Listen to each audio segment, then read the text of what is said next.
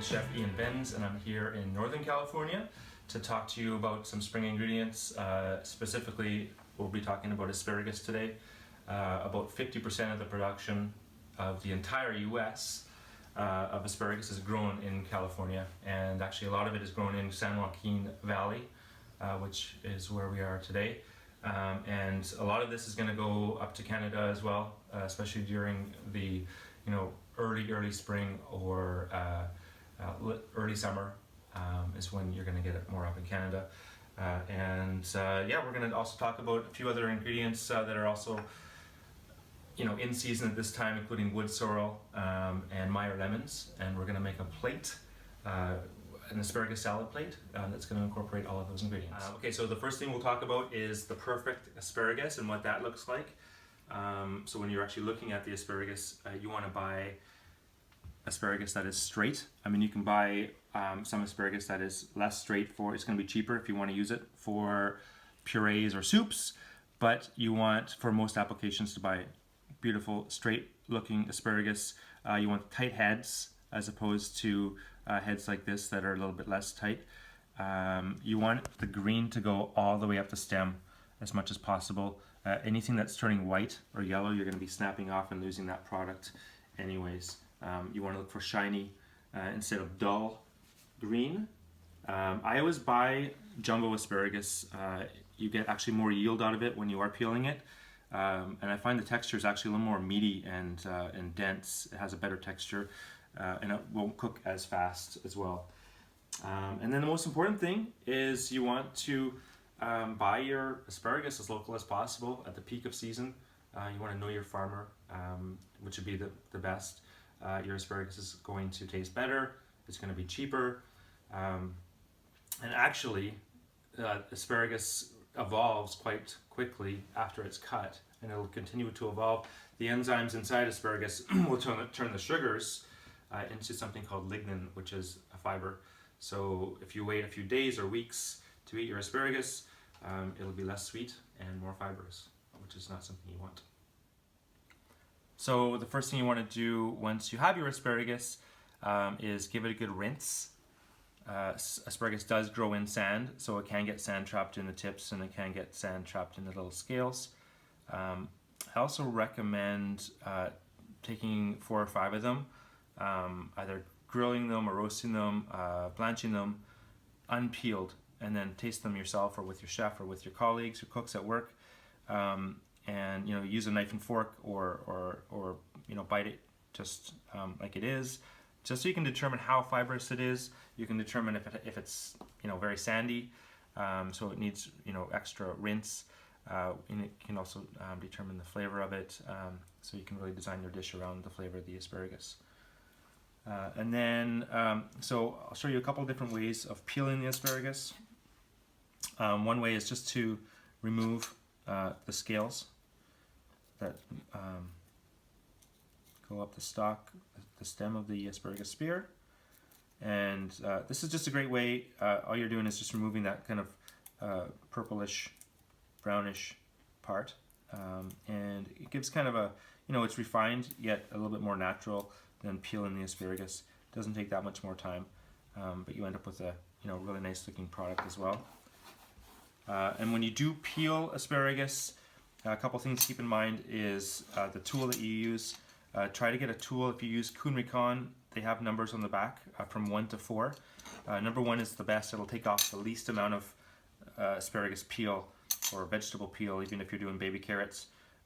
If you go up to a 4, that's more for like a potato, and that'll take more off than you need to take off. And a lot of home peelers will take too much off, so get the right tool for it. You really would just want to take off the bottom part, or where it starts to turn from dark green to lighter green. That's really going to be the most fibrous part. If you do have any white or yellow on the end of the stem, that's where I would either snap it off or cut it off at that point. But that's another good reason to cook up your asparagus whole, so you can really determine the fibrousness of it. And then what you want to do, you want to make sure that you go all the way around it, but just take off the outer layer. You don't want to see any yellow coming up. This is really the most fibrous part, or the only fibrous part of your asparagus, is the very outside peel. Inside is going to be nice and tender. Once you do peel it, it's going to cook a little bit faster as well, so you have to think about that. I'll put that next to another asparagus that was, peeled very sloppily. You can see some of the inside of it. Some of it's still dark green. You can see that you're going to lose some product there, and it's also going to cook a lot faster once you get into that white part, and you're going to get a soggy, soggy asparagus very quickly. Okay. Another way to do it is just cutting a ring around your asparagus, either closer to the base or halfway up, however you want to do it, and then peeling. I always peel first of all down, and then just peel up gently all the way up to the ring, and then take the scales off, and what you end up with, is just a really nice refined looking asparagus. All right, so once you have everything peeled, we're going to cook the asparagus. A great temperature to remember with asparagus or carrots or beets, any kind of vegetable, is 185 Fahrenheit or 85 Celsius. That is the temperature that the pectins and the cellulose start to break down and make most vegetables, whether it's onions or fennel, tender. So really all you have to worry about is the amount of time that you're blanching them. For asparagus, I go 8 to 10 minutes. If I want to make an asparagus puree, I'll go up to maybe 14 or 15 minutes so that it's very, very tender and I can puree it. And all we're putting in here is butter and a little bit of salt. You can use any kind of fat. Cook it for 8 to 10 minutes in your water bath. Remove it and either serve it right away, or it can be chilled quickly in ice bath and then either rewarmed or served cold. So the next thing we're going to do is go over the mise en place for the dish we're going to build. Okay, so what we're going to plate up is our warm Sacramento asparagus salad with Meyer lemon vinaigrette, creme fraiche, which is just a liter of cream and about a quarter cup of buttermilk, and it's left for about 48 hours, and then we put it in the fridge. We have pumpernickel croutons, which we just cut out of thin bread and then toasted up. And wood sorrel flowers, which is another local herb in Northern California, and has a really nice kind of lemony citrus flavor. So basically what we did was take the asparagus and just going to cut it into a couple different really cool shapes, and then we took all the stems and we cooked those. We actually grilled them and then pureed them, and will provide the recipe for you, but just simply pureed. So we can just add some little dots of this to the plate. And I want to do kind of a semicircle around the plate, and then we'll just we've already dressed these with the Meyer lemon vinaigrette, and this can be served either cold or warm. And I'm just trying to, this will be a nice light appetizer or even a share plate for a couple of people. I've cut the stem, like I said, in a couple different ways, just to give some, some texture to it, a little bit of variation to it, and give it kind of a cool presentation. Then next we're going to add a little bit of creme fraiche.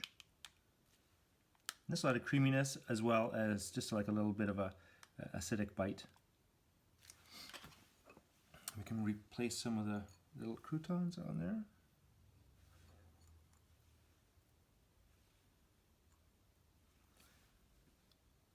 Pumpernickel, this will give it a nice little crunch and a little bit of bitterness too from the pumpernickel.